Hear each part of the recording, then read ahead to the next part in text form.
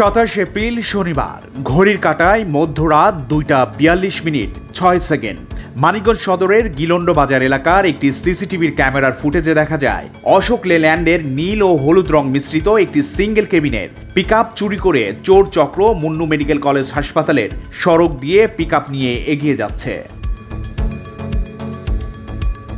এরপর আর দেখা নেই পিকআপটির, হঠাৎ অদৃশ্য। মুন্নু মেডিকেল কলেজ হাসপাতালের গেট থেকে মাত্র কয়েক গজ দূরেই ঢাকা আরিচা মহাসড়ক। চোর চক্রটি ঢাকা না আরিচার দিকে পিকআপটি চালিয়ে নিয়ে গেছে সেটি এখনো নিশ্চিত হতে পারেনি ট্রাক মালিক ও পুলিশের তদন্তকারী কর্মকর্তা। মানিকগঞ্জ সদর পৌরসভার ৮ নম্বর ওয়ার্ড আন্ধারমানিক এই এলাকা থেকেই 27 এপ্রিল মধ্যরাতে ঢাকা মেট্রো ৯, ১৬, ৯৪, ৯৬ নম্বরের ১৫০০ সিসির একটি পিকআপ ভ্যান চুরি হয়।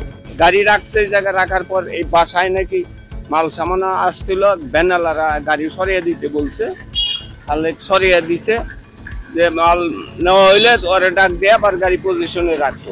এরা মাল টাল রাইখা বা ই করে নামে টামে চলে গেছে, ওরা ডাক ঢুক দেয় নাই। সকালবেলা ওইটা দেখে খালেকের গাড়ি নাই। এই তো এই যে গাড়ি এখানে সরিয়ে রাখছিল, ওরা ডাক দেয়া বইলা জানায় গাড়ি চুরি নিয়ে গেছে। আমরা সারাদিন ডিউটি করছি, ডিউটি করার পরে রাত্রে বাসা চেঞ্জ করছি। তো আমরা বাসায় থেকে ভ্যানে করে মাল নিয়ে গেলাম।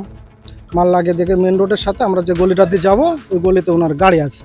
তো আমরা জিজ্ঞাসা করছি যে ভাই গাড়িটা কার? তো ওইখানে পাশে একটা লোক বললো ভাই যে এখানে যান, ওনার গাড়ি। তো আমাদের ভ্যানওয়ালা গেল, গিয়ে ডেকে নিয়ে আসলো। ডেকে নিয়ে এসে বললো ভাইয়া গাড়িটা একটু সামনে সরাতে, উনি একটু গাড়িটা সরাই দিল। দেওয়ার পর আমাদের ভ্যান নিয়ে আমরা মাল বাসায় চলে গেলাম। যে বাসায় গিয়ে আবার মাল টাল নামাই, ফের আবার আসি, ফের মাল নামাই। নামানোর পরে এবার মনে করো 2টা-2:30 বেজে গেল। আমরা তখন কী করলাম, ঘুমাই গেছে। তো আমাদের তো সারাদিন ক্লান্ত শরীর, বুঝতে তো পারছেন। পরে সকালে ঘুম থেকে উঠে দেখে চিল্লাতে যায়। পরে কী হয়েছে শুনছে যে গাড়ি চলে যাচ্ছে। সেদিন রাতে ওই এলাকার একটি ভাড়া বাসায় ঘরের বিভিন্ন মালামাল একটি ভ্যানে করে ভাড়াটিয়ারা বাসায় ওঠেন। এ সময় বাসায় যাওয়ার রাস্তাটিতে চুরি হওয়া পিকআপ ভ্যানটি রাস্তা আটকিয়ে পার্কিং করা থাকায় সেটি সরাতে পিকআপ ভ্যানটির মালিক আব্দুল খালেককে অনুরোধ করে বলে জানান ভাড়াটিয়ারা। ওইখানে একটা বাড়িটা রাখছে এক বাড়িতে, তখন এই রাস্তাতে যায় মালামাল নিয়ে যাইব। ওই সময় একটা ট্রাক, ওই খালেকের ট্রাক, ওই ট্রাকটা এখানে রাখুনে ওখানে যাইতে একটু অসুবিধা হয়েছে। তো ওরা করছে কি খালেকের ট্রাক দিয়ে বলছে যে আপনার গাড়িটা সরিয়ে দেন, আমরা মালামাল নিব। তো সরিয়ে দেন, যতক্ষণ লাগে মালামাল নেওয়ার পরে আপনার ডাইকে দিয়ে দেবেনি যে আপনার গাড়ি মালামাল আমরা নিয়েছি, আপনার গাড়ি আপনি সরান। ওরা মালামাল নিয়ে সেটা গাড়ি না সরাবার কইয়া ওরা চলে গেছে, কিন্তু গাড়িটা রাত্রিতেই চুরি হয়ে গেছে। রাত্রে ভ্যান নিয়ে মানে সাদিত কাজ করি, পরিশ্রম করা হয়, তো দিনের সময় পাওয়া যায় না ওইভাবে। আপনার তার জন্য রাত্রে বাসা চেঞ্জ করতেছিলাম। ভ্যান নিয়ে যাওয়ার পথে দেখি যে গলিতে ঢুকবার কই গেলে একটা ট্রাক না রেখে দিচ্ছে। তো ট্রাকটা তা তো জানি না, মানে ওইখান থেকে একটা মানে ওই রাস্তায় একটা লোক ছিল যে ওদের হয়তো জিজ্ঞানো হয়েছিল যে ট্রাকটা কার, দেখাই দিচ্ছে পাশে বাসা। পরে ওই বাসা থেকে লোক ডাইকে নিয়ে আসছে, মানে ভ্যানওয়ালা ট্রাকওয়ালা ডাইকে নিয়ে আসার পরে ভ্যানওয়ালা সহ গেছিল আমাদের ভ্যানওয়ালা। পরে ডাইকে আনার পরে আপনার উনি আইসা গাড়িটা সরাই দিয়ে গেছে। পরে আমরা ভ্যান নিয়ে বাসায় গেছি। বাসায় যে বাসা যদি গোছ করার পরে সারাদিন টায়ার ছিলাম, কাজ করছি, পরে ঘুমাই গেছি। সকালে উঠে মানে ওনারা এসে বলতেছে যে ওই ট্রাক চুরি হয়ে গেছে। তবে চুরি হওয়া পিকআপ ভ্যান মালিক সেদিনে সেই ভ্যান চালককে বিবাদী করে মানিকগঞ্জ সদর থানায় একটি অভিযোগ দায়ের করেন।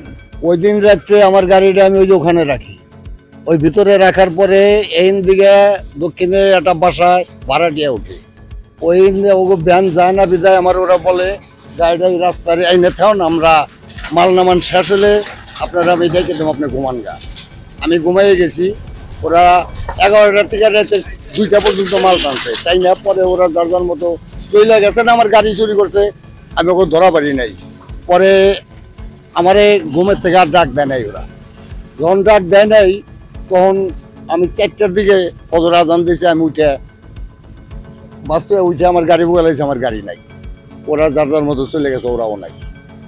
এই বিষয়ে কি আপনি থানায় কোনো অভিযোগ দিচ্ছেন? হ্যাঁ দিছি, থানায় দিছি, থানায় দিছি, তার র্যাপের কাছে দিছি, এসপি অফিসে দিছি।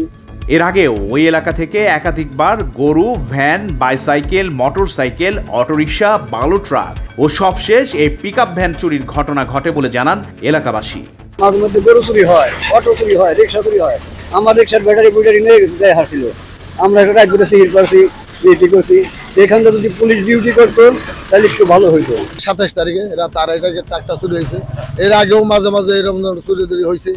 কারণ প্রশাসন আসে, প্রশাসন হয়তো আমরা কি করে বুঝি না, কিন্তু আমরা আরো প্রশাসনের জোর একটা চাই, এদের একটা প্রতিকার চাই, যাতে আমাদের এইভাবে নিরাপত্তাটা দিতে পারে, যাতে আমাদের এই এলাকায় চুরি না হয়। এর আগে ওই যে ঘাটে, এই যে বেথা ঘাটেতে একটা ট্রাক চুরি হয়েছিল রাত্রে, সেটা হয়তো মনে পাইছে কিনা আমার এত ধারণা নাই, কিন্তু মাঝে মাঝে হয়। এর আগেও একটা খারানি গেছে, এরকম মাঝে মধ্যে এরকম। এর আগে একটা মোটরসাইকেল গেছে নাম হলো শরীফ, আর যে ট্রাকটা হারানি গেছে সেটা হলো সুমন করে নাম, তার 5 টাকা হারানি গেছে। হ্যাঁ, এরকম প্রতিনিয়ত চুরি হইতেছে এই এলাকায়। আমরা প্রশাসনের দৃষ্টি আকর্ষণ করছি যাতে এগুলি অবিলম্বে বন্ধ হয় এগুলি।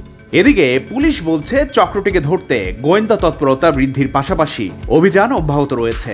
তবে এলাকাবাসীর অভিযোগ, চক্রটি এতটাই শক্তিশালী যে দিনে দুপুরেও চুরি করতে তারা ভয় পায় না। এজন্য পুলিশ প্রশাসন সহ সংশ্লিষ্ট কর্তৃপক্ষকে আরও বেশি তৎপর হতে হবে ও এলাকার নিরাপত্তা জোরদার করতে হবে বলেও মনে করেন তারা। ভোরের পাতা, নিউজ ডেস্ক।